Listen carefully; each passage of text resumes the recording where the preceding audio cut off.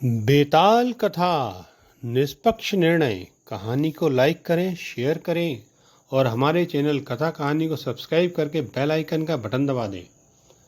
राजा विक्रम बिना थके फिर पेड़ के पास आ पहुंचे। उन्होंने शव को पेड़ से उतारा और अपने कंधे पर डाल लिया।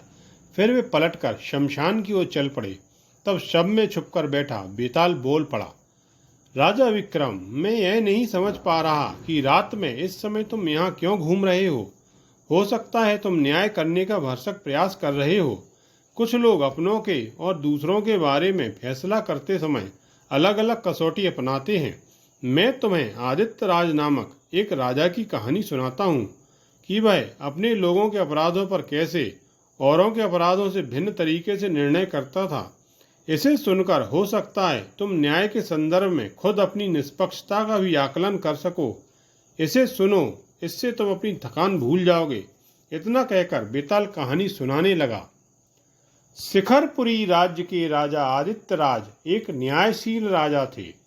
न केवल उनके राज्य के लोग बल्कि पड़ोसी राजा भी उन्हें सही न्याय करने वाले के रूप में मानते थे, क्योंकि उचित और न्यायपूर्ण निर्णय करने वाले राजा के रूप में उनकी ख्याति फैली हुई थी। अतः पड़ोस के कई राज्यों के शासक भी अपने जटिल मुकदमों के बारे में उनकी राय लेने लगे।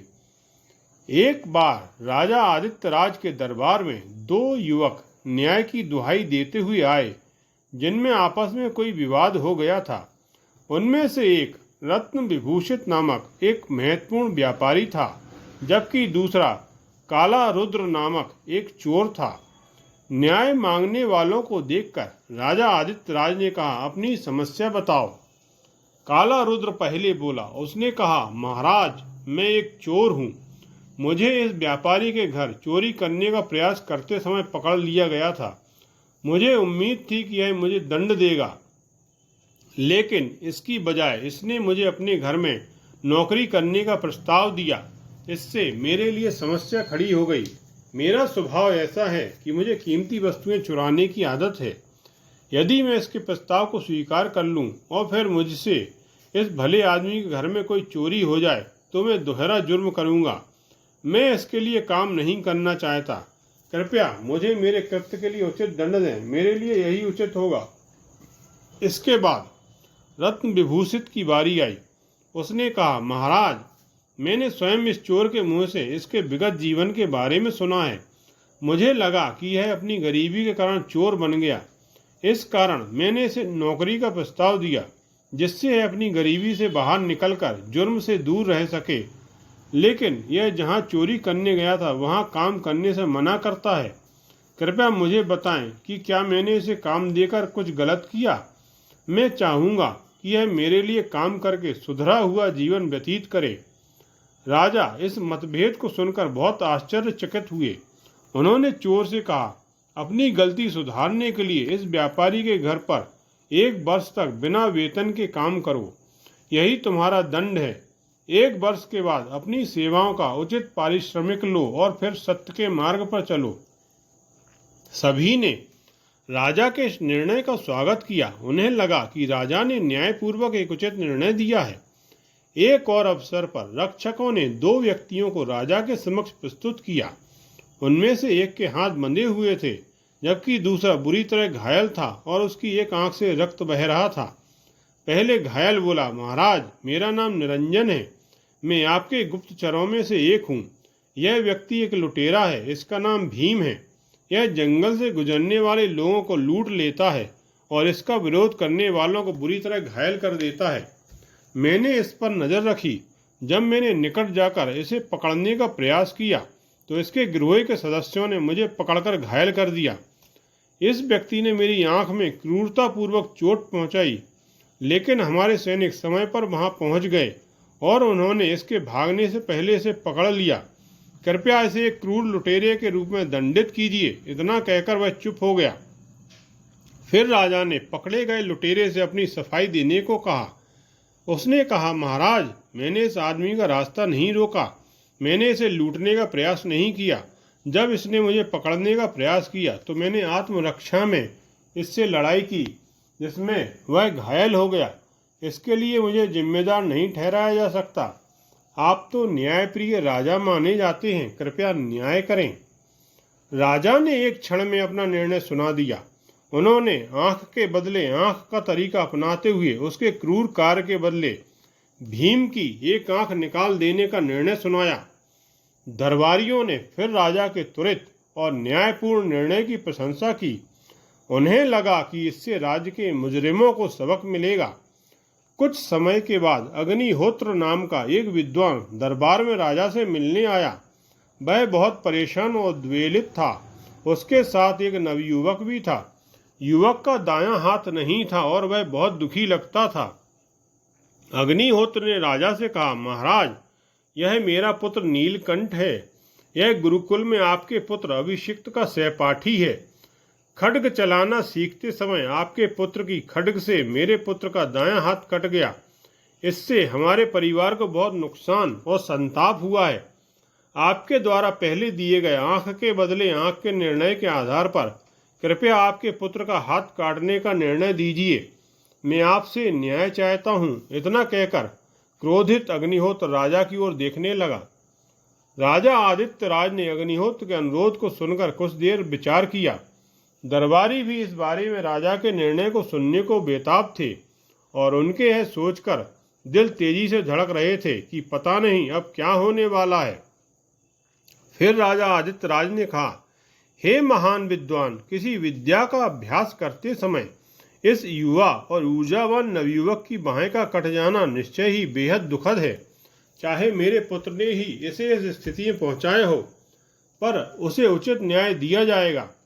आपके पुत्र को मेरे पुत्र की बाहें काटते समय उसी हाथ का उपयोग करना होगा जिस हाथ में इसने अभ्यास के समय खड्ग पकड़ रखी थी। इस मामले में मेरा न्याय यही है। एक क्षण के लिए अग्निहोत्र हतप्रभ रह गया। महाराज, यह कैसे संभव है? जब राजकुमार अपने दाएं हाथ से खड्ग चला रहा था तब मेरे पुत्र के दाएं हाथ पर प्रहार हुआ। अब वह राजकुमार का हाथ काटने के लिए दाएं हाथ का उपयोग कैसे कर सकेगा? उसने बहुत उद्विग्नता से पूछा। राजा ने कहा, यदि यह संभव नहीं है तो दंड देना भी संभव नहीं है। यही न्याय है। आपके पुत्र के नुकसान की भरपाई के लिए मैं उसे उसकी क्षमताओं के अनुसार कोई पद दे दूंगा। कृपया इसके बारे में कुछ देर विचार करें। अग्निहोत्र ने कुछ देर सोचा और फिर हाथ जोड़कर कहा, महाराज, मैं आपके निष्पक्ष निर्णय का स्वागत करता हूँ। कृपया मुझे क्षमा करें। इतना कहकर वह दरबार से चला गया।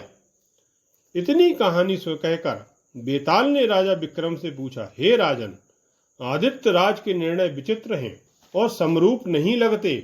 उसने अपना गुनाह मान लेने वाले चोर को दंड नहीं दिया, लेकिन दूसरी ओर उसने आत्मरक्षा में किसी को लगी चोट के कारण दोषी न होने की दलील देने वाले लुटेरे को दंडित किया और आंख के बदले आंख का निर्णय सुनाया।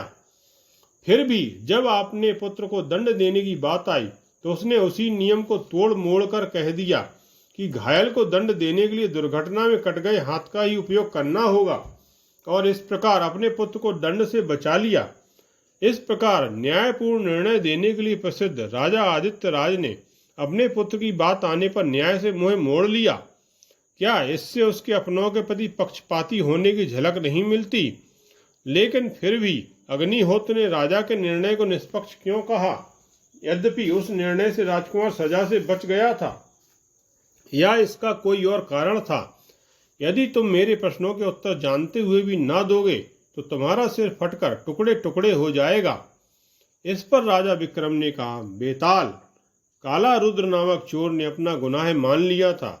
इससे राजा को उसके अपने आप को सुधारने की इच्छा की झलक मिली, इसलिए उसने उसे व्यापारी के घर पर काम करने की सजा देकर छोड़ दिया। लुटेरे भीम के मामले में हो सकता है उसने गुप्तचर को लूटने का प्रयास ना किया हो, लेकिन वह बहुत से दूसरे लोगों को लूटने का दोषी था। इसके अलावा वह समाज के लिए एक परेशानी बना हुआ था। किसी भी तर्क से उसके गलत कामों को सही नहीं ठहराया जा सकता था और इसके अलावा उसने अपना काम कर रहे गुप्तचर को चोट पहुंचाई थी। इस प्रकार वह एक सरकारी कर्मचारी के काम में बाधा पहुंचाने का भी दोषी था। इस कारण राजा ने आंख के बदले आंख का निर्णय सुनाकर उसे कठोर दंड दिया। जहां तक राजकुमार की बात है, उसने अपने सहपाठी का हाथ जानबूझकर नहीं काटा था, वह एक दुर्घटना थी। राजा के मन में उस नवयुवक के लिए दया थी। इस कारण राजा ने एक ऐसा निर्णय दिया कि राजकुमार को दंडित न होना पड़े और उस युवक का जीवन और भविष्य सुरक्षित हो जाए। भिन्न भिन्न परिस्थितियों में अलग अलग प्रकार का न्याय आवश्यक होता है। किसी निष्कर्ष तक पहुंचने से पहले संदर्भ और परिस्थिति का ध्यान रखना आवश्यक है। यह लोगों और उपस्थित परिस्थिति के आधार पर होता है। उस विद्वान को यह बात कुछ देर विचार करने के बाद ही समझ आई। इसलिए उसने राजा के निर्णय की प्रशंसा की और राजकुमार के लिए दंड की मांग करने में जल्दबाजी से काम लेने पर माफी मांगी। उसने परिस्थिति को समझा और पहले की तरह भावनाएं बहकर नहीं, बल्कि यह समझते हुए उसे देखा कि यह एक दुर्घटना थी। यह उसने राजा के डर से नहीं किया। राजा विक्रम के इस प्रकार अपना मौन भंग करते ही बेताल सब सहित उनके कंधे से उड़ा और वापस जाकर पेड़ पर उल्टा लटक गया। आपने यह कहानी ध्यानपूर्वक सुनी, इसके लिए धन्यवाद। आपको यह कहानी कैसी लगी कृपया कमेंट बॉक्स में जाकर लिखें।